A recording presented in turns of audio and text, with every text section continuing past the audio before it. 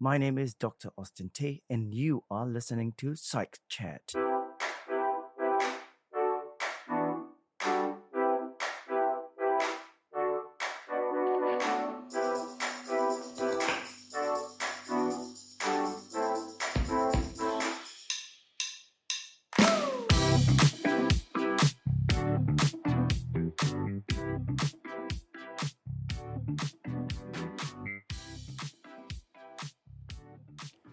Welcome to Psych Chat, episode 44.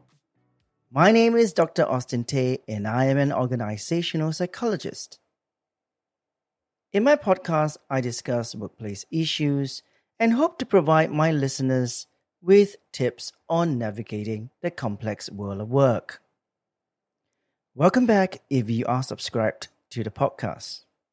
If this is your first time listening to this podcast, subscribe so as not to miss any episodes. Today, I want to discuss social loafing.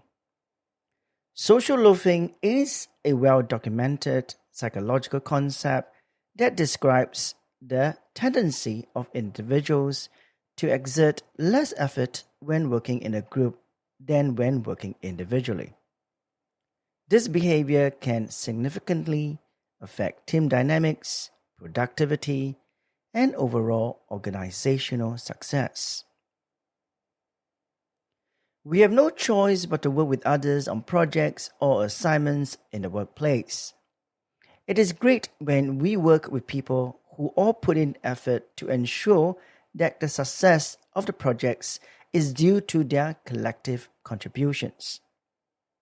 The uniqueness of the diverse personalities within the workplace can sometimes be why people work well despite their different working styles.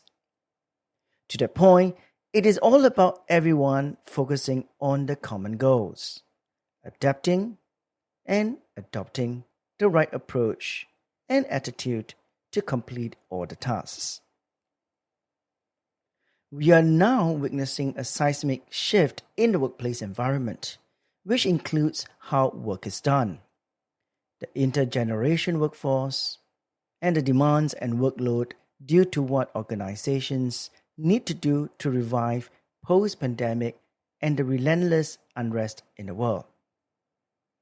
As alluded to, because of the change in the workplace climate, organizations or employees need to gear up to rewrite and change the usual work playbook. One common thing that I suspect is happening is the concept of social loafing. Of course, this type of behavior has always happened, but it is becoming more and more prevalent. One of the reasons that this type of behavior is more consistent is the less rigid form of accountability. The hybrid mode of working and the introduction of 4-day week work are beneficial. This type of work can allow people to not put in the effort, especially in group work. When people can be flexible in their work because of the hybrid way of work or a 4-day week, work is now split between work and non-work. The pandemic allows everyone to blur the work and home line somewhat. All of this, the sense of empathy, has resulted in a free pass or leeway for those employees who cannot juggle the workload and home to renegade their responsibilities, resulting in social loafing. However, while social loafing has a bad reputation and is linked to undesirable outcomes such as reduced work motivation, reduced group cohesion, and poor team performance, perhaps it is equally important to know why it is so prevalent in the workplace. Researchers have reported that social loafing results from situational factors, such as task visibility and reward structure. On the other hand, new research has found that social loafing can enhance performance. In 2013, Liu and colleagues conducted a study which found that individuals who engage in social loafing in the morning tend to perform better in the afternoon, particularly when the work is demanding. The researchers explained that from an effort recovery perspective, those who engage in social loafing in the morning can perform better in the afternoon due to a recovery from the demanding work, and the sense of guilt from their earlier actions may motivate them to put in more effort later in the day. Social loafing is a complex behavior that researchers in organizational psychology have extensively studied. At its core, social loafing occurs when individuals perceive that their individual contributions to a group task are less identifiable or less valuable, leading them to reduce their effort. One key factor contributing to social loafing is the concept of diffusion of responsibility. When individuals work in a group, they may feel that their individual contributions are less important or noticeable, leading them to exert less effort. This phenomenon is often exacerbated in larger groups where the sense of individual accountability can be further diminished. Another factor that can influence social loafing is the perceived value of the tasks. If the individuals do not perceive the task as meaningful or important, they may be less motivated to contribute their full effort. Additionally, free riders or individuals who contribute little to the group can also trigger social loafing, as others may feel that their efforts are not reciprocated. So, what are the consequences of social loafing? The consequences of social loafing in the workplace can be far-reaching and detrimental to individual and organizational performance. When individuals engage in social loafing, it can lead to reduced team productivity and performance. The team's overall output is diminished when some members do not contribute their fair share. Decreased job satisfaction and morale. Hardworking team members may become frustrated and resentful of their colleagues who are not putting their weight, leading to a decline in morale and job satisfaction. Negative impact on organizational reputation. If a team's subpar performance becomes visible to clients or stakeholders, it can damage its reputation and credibility. Missed opportunities and competitive disadvantage. In a competitive business environment, the loss of productivity and innovation due to social loafing can put the organization at a disadvantage compared to its competitors. So, what are the strategies to overcome social loafing? Fortunately, there are several strategies that organizations and team leaders can employ to mitigate the effects of social loafing in the workplace. Number one, enhance individual accountability. One of the most effective ways to combat social loafing is to increase individual accountability. This can be achieved by clearly defining individual roles and responsibilities within the team. Implementing performance evaluation systems that focus on individual contributions.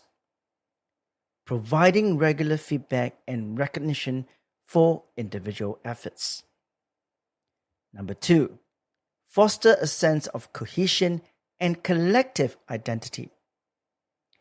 Encouraging a strong sense of team cohesion and collective identity can help reduce social loafing.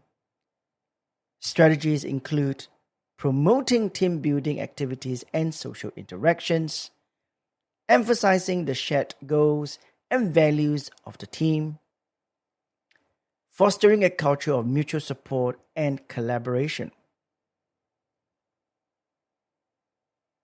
Number 3, align tasks with individual strengths and interests.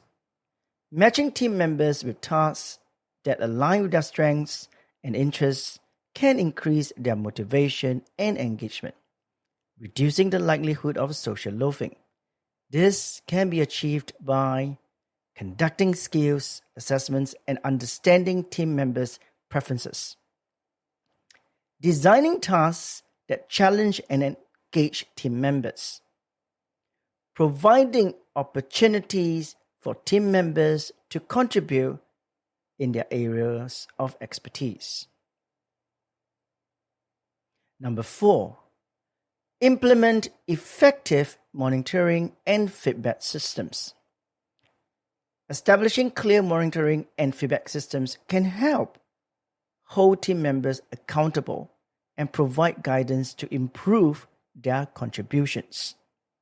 This can include regular checks-in and progress updates, peer feedback mechanisms, constructive feedback, and coaching from team leaders. By implementing these strategies, organization can create an environment that fosters individual accountability, team cohesion, and a shared sense of purpose, ultimately reducing the occurrence of social loafing in the workplace.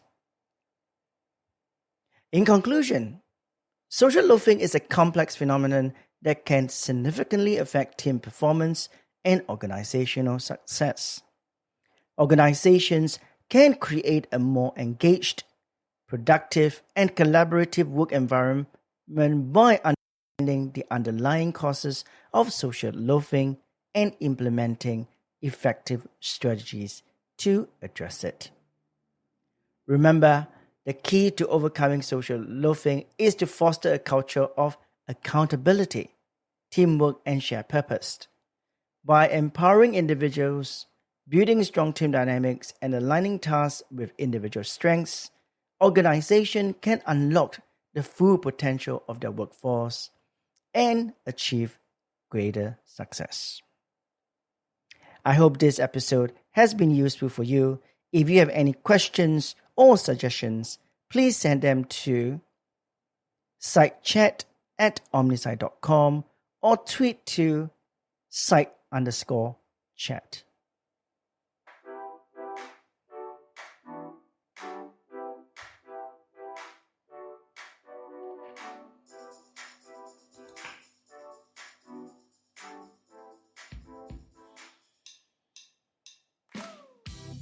You have been listening to Site Chat.